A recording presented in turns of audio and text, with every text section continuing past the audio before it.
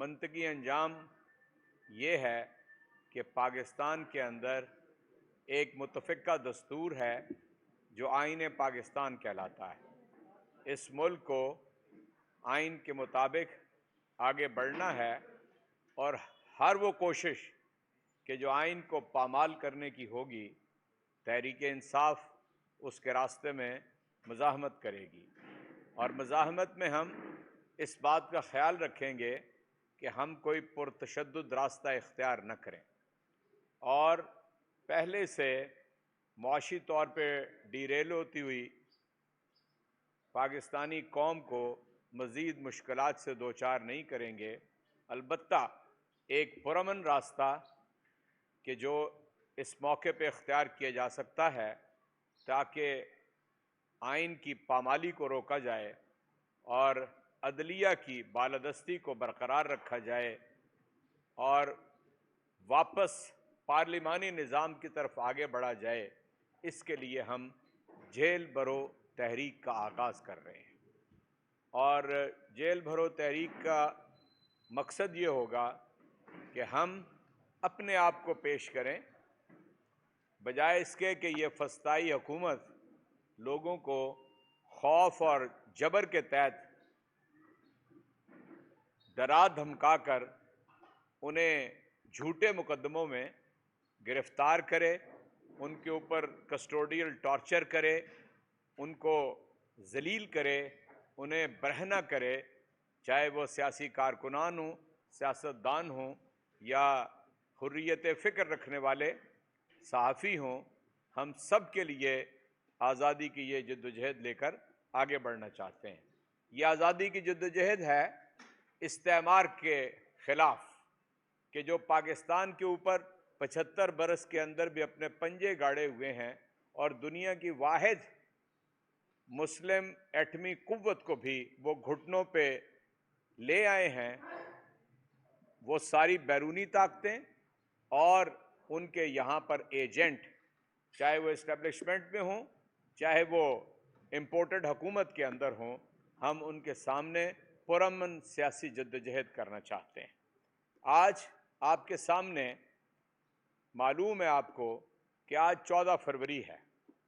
ایک مہینہ پہلے 14 جنوری کو آئین کے ایک آرٹیکل کے تحت پنجاب کی اسمبلی کو تحلیل کیا گیا، اور 4 روز بعد 18 جنوری کو خیبر پختونخوا کی اسمبلی کو تحلیل کیا گیا۔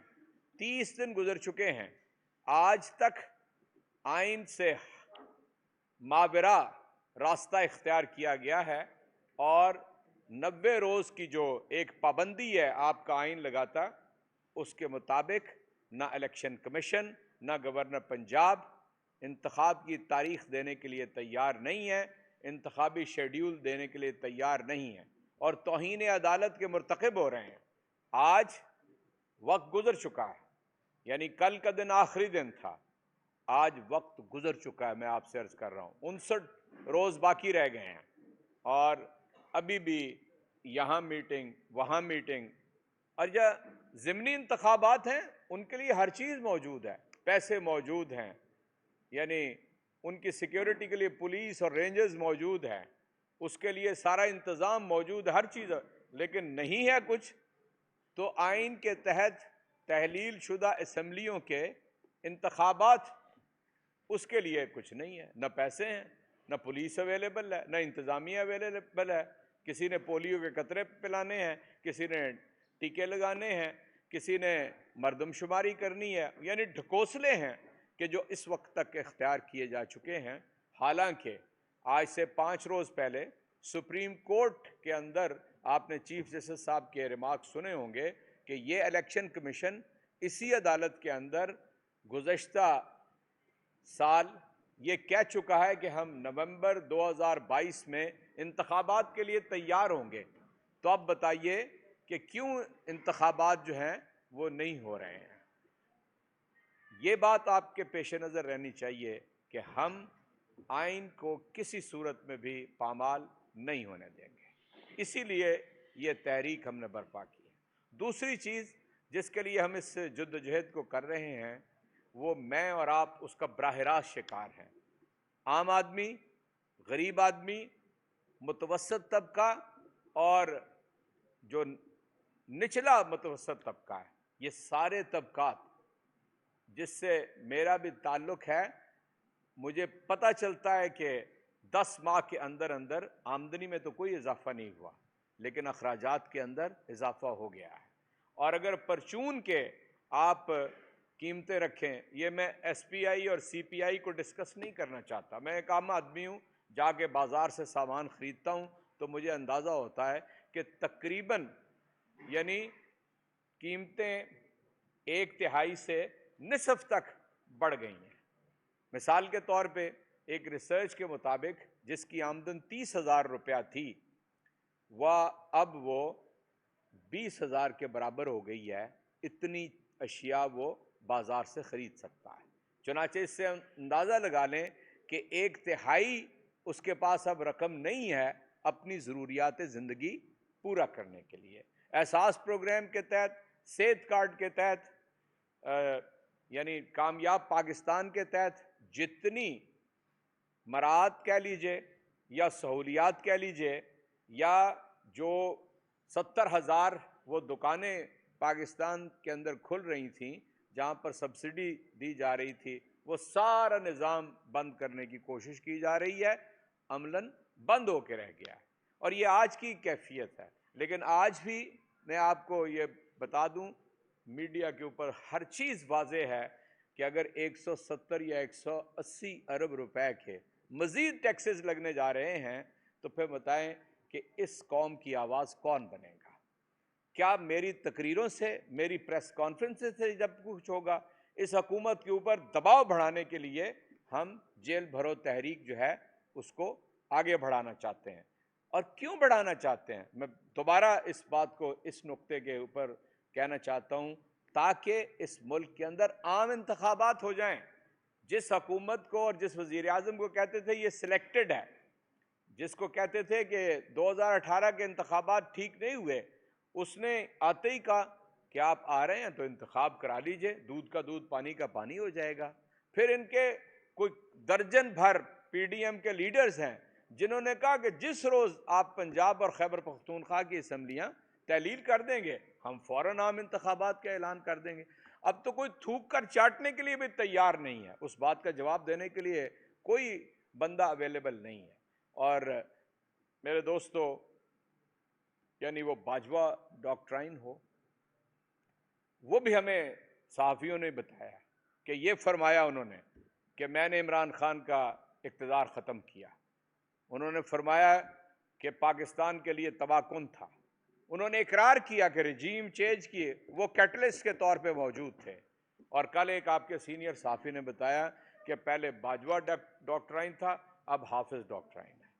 مجھے بتائیے کہ کیا یہ ملک ایک آئین نہیں رکھتا؟ کیا ایک متفقہ دستور اس کے اندر نہیں ہے؟ میں آپ سے عرض کرنا چاہتا ہوں، آپ میں سے بعض دوست شاید اس وقت ہوش کے عمر میں تھے، لیکن میں تھا۔ 23 برس تک اس ملک کے اندر کوئی متفقہ آئین نہیں بن سکا۔ 56 اور 62 کے دساتیر ہوئے، وہ ڈھکوسلا تھے، لیکن 73 کے آئین تک پہنچتے پہنچتے آپ اپنا آدھا ملک گنوا چکے تھے۔ پتہ ہے آپ کو اس بات کا؟ یعنی بالغ رائے دہی کے انتخاب آنے تک ہم آزاد تو ہو گئے، لیکن جو استعماری نظام تھا اس شکنجے سے نہیں نکلے۔ مربوں کے مالک ووٹ دیا کرتے تھے، دولتوں کے بینک اکاؤنٹ رکھنے والے ووٹ دیا کرتے تھے، غریب آدمی تو ووٹ دینے کی 23 برس تک اس ملک کے اندر اجازت ہی نہیں تھی سرے سے۔ چنانچہ آپ یاد رکھیے، دستور متفقہ ہے واحد دستاویز، اس سے آپ انحراف کریں گے، ملک کو نقصان پہنچائیں گے۔ جو لوگ آج ان سے جب پوچھتے ہیں کہ بھی 90 روز لکھا ہوا ہے انتخاب کا اور اب آپ کیسے آگے، وہ دیکھ لیں آپ ہو جائے گا، کیا جواب دیتے ہیں؟ دیکھ لیں آپ ہو جائے گا۔ آپ کیا کہنا چاہتے ہیں؟ پھر کہیں کہ آرٹیکل 6 نہیں آرٹیکل 6 اس کے اوپر نہیں لاگو ہوتا، تو کیا ہوگا پھر اس ملک کے اندر؟ آپ ایک خطرناک کھائی کی طرف آگے بڑھ رہے ہیں اور آپ ملک کو لے کر ڈوب رہے ہیں۔ آپ یہ دعویٰ لے کر آئے تھے کہ عمران خان جو مہنگائی لے کر آیا ہے ہم اس مہنگائی کو ختم کریں گے۔ آپ یہ دعویٰ لے کر آئے تھے کہ دنیا کے اندر پاکستان کے ساتھ تعلقات جو ہیں دوست ملکوں کے وہ متاثر ہو گئے ہیں۔ آپ یہ دعویٰ لے کے آئے تھے کہ سیاسی استحکام کے لیے ساری کوئی پتہ 13 سے لے کے 18 جماعتیں مل گئی ہیں، سب کچھ اس کے برعکس آپ دیکھ رہے ہیں۔ ہم تنہا ہیں، دہشت گردی دوبارہ، وہ افریت دوبارہ سامنے آ گیا ہے، اور کوئی حل اس کا بتانے والا یہاں پر نہیں ہے۔ آپ کا وزیر خارجہ پوری دنیا کا چکر لگا چکا ہے، لیکن یہاں بازو میں افغانستان ہے، وہاں پر جانے کی جرت نہیں ہوئی۔ ان سے بات چیت کریں، یعنی دوحہ ٹاکس عمران خان کا ایک کارنامہ تاریخ کے اندر لکھا جائے گا، اور اس کے نتیجے میں امن قائم ہوا۔ پاکستان کی اتنی واہ واہ ہوئی کہ ہم نے تقریباً 55,000 ڈپلومیٹس، این جی اوز کے ایگزیکٹوز اور اس درجے کے لوگوں کو افغانستان سے اسلام آباد کے ذریعے دنیا میں ہم نے سیف ایگزٹ دیا، ہم نے موقع فراہم کیا، اور ہم نے ہی ایبسولوٹلی ناٹ کہا۔ کیوں؟ اس لیے کہ ہمیں اندازہ تھا کہ اگر خارجہ پالیسی واپس اسی نہج پہ جاتی ہے تو دہشت گردی بھی واپس اسی نہج پہ آ جائے گی۔ چنانچہ میں نے آپ کے سامنے 4 نکات رکھے ہیں۔ نمبر 1، عدالتوں کو آزادی ہونی چاہیے کام کرنے کی، کہ جو پامال کرنے کی کوشش کی جا رہی ہے، ٹیلی فونوں کے اوپر احکامات دینے والوں کی اولاد آج ہدف بنا رہی ہے، جو لوگ بریف کیس بھر کے دے کے آئے تھے ان کی اولاد آج ہدف بنا رہی ہے عدلیہ کو۔ اور دوسری بات میں نے آئین کی آپ کے سامنے رکھی ہے۔ تیسری بات، کسی طرح کی بھی ماورا جو قوتیں ہیں ان کی مداخلت کی بات آپ کے سامنے رکھی ہے، اور میں نے آپ سے یہ عرض کیا ہے کہ مہنگائی کا فریت عام آدمی کو کھا کے رہ گیا۔ یہ 4 نکات ہیں جس کے اوپر ہم آزادی کی اس جدوجہد کو آگے بڑھائیں گے۔ یہ پرامن راستہ ہے، اور ہر جگہ سے انشاءاللہ لوگ جیل بھریں گے۔ پنجاب کے اندر تو کل آپ کو معلوم ہے کہ 64,000 لوگوں کی جیلوں میں، 34 جیلوں میں جگہ ہے، 84,000 پہلے ہی ہیں وہاں پہ۔ ہم ہر طرح لاکھوں کارکنان، مجھے آج 5واں روز ہے اس کے اوپر کام کرتے ہوئے، لاکھوں کارکنان تیار ہیں جیل میں جانے کے لیے۔ چنانچہ ہم یہ کہنا چاہتے ہیں کہ ہوش کے ناخن لیں یہاں کے مقتدر حلقے، ہوش کے ناخن لیں یہاں کی امپورٹڈ حکومت، اور عدلیہ کو روبہ عمل آنے دیں، اور آئین سے ماورا کوئی کام نہ کریں، اس لیے کہ اگر آئین کے ماورا کوئی کام کریں گے تو ہم سیاسی جدوجہد کریں گے، مزاحمت کریں گے۔ شکریہ۔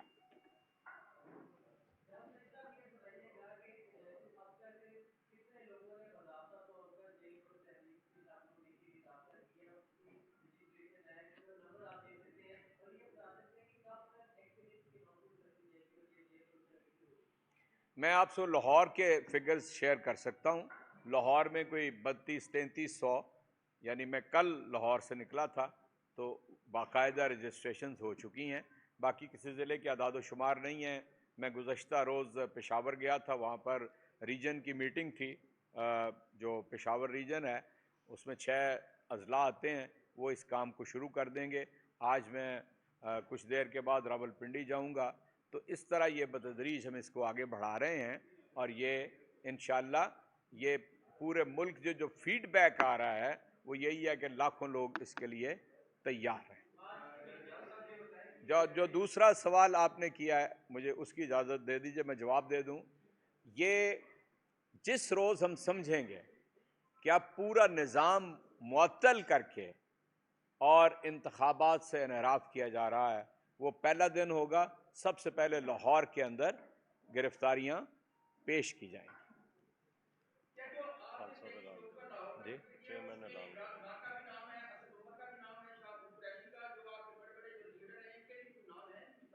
دیکھیے، اس کا اعلان جو ہوگا نا آپ کی بات کی کنٹینیوشن میں، تو عمران خان اس کا اعلان کریں گے، اور ہر ضلع سے جو کارکنان کا گروپ ہوگا اس میں 5 پارلیمنٹیرین ہوں گے۔ ٹھیک ہے، ہم اس حکمت عملی کو خود سمجھتے ہیں کہ عمران خان نے، اسد عمر نے یا ہماری لیڈرشپ نے کب جانا ہے۔ آپ کو معلوم ہے کہ ہمارے کوئی 600-700 ارکان اسمبلی موجود ہیں۔ اس طرح ہم اس کو آگے بڑھائیں گے۔ کارکنان تنہا نہیں ہوں گے، ہر گروپ کے ساتھ 5 پارلیمنٹیرینز ہوں گے۔ Thank you. شکریہ جناب.